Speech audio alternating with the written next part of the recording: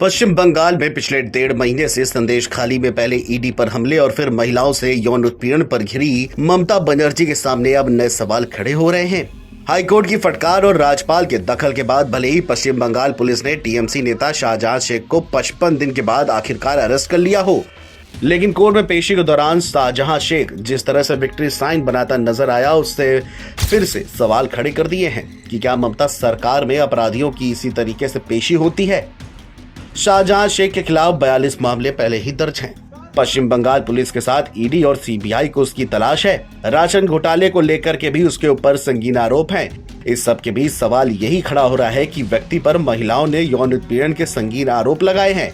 क्या शाहजहां शेख को कानून का कोई खौफ नजर नहीं आता?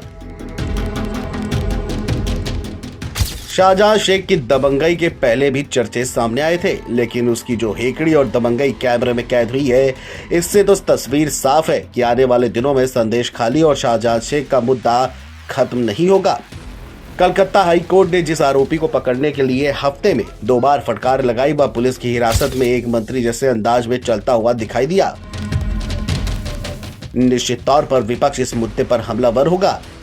ये मामला सिर्फ यहीं तक नहीं है कि बीजेपी आरोप लगाएगी। सवाल यहाँ पर एक महिला मुख्यमंत्री के इकबाल और भरोसे का है।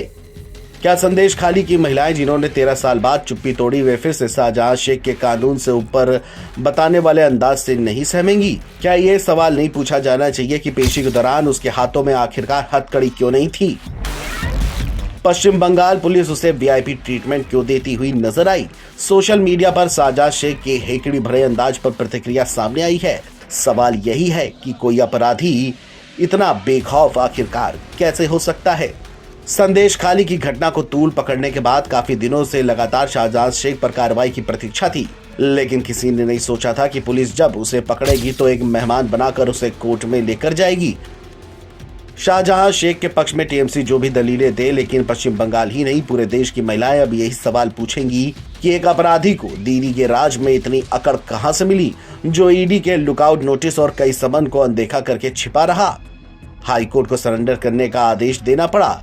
इसके बाद भी वह सामने नहीं आया। जब हाई कोर्ट ने कहा कि कोई भी एजेंसी उसे पकड़ सकती है, तब उसकी गिरफ्तारी हुई, लेकिन गिरफ्तारी के दौरान पुलिस प्रोटेक्शन में जिस तरीके की अकड़ दिखाई, क्या इससे सवाल नहीं खड़े होते कि उत्तर 24 परगना का प्रशासन शाहजहां शेख के आगे पूरी तरह से नतमस्तक है? Video desk, NBT online.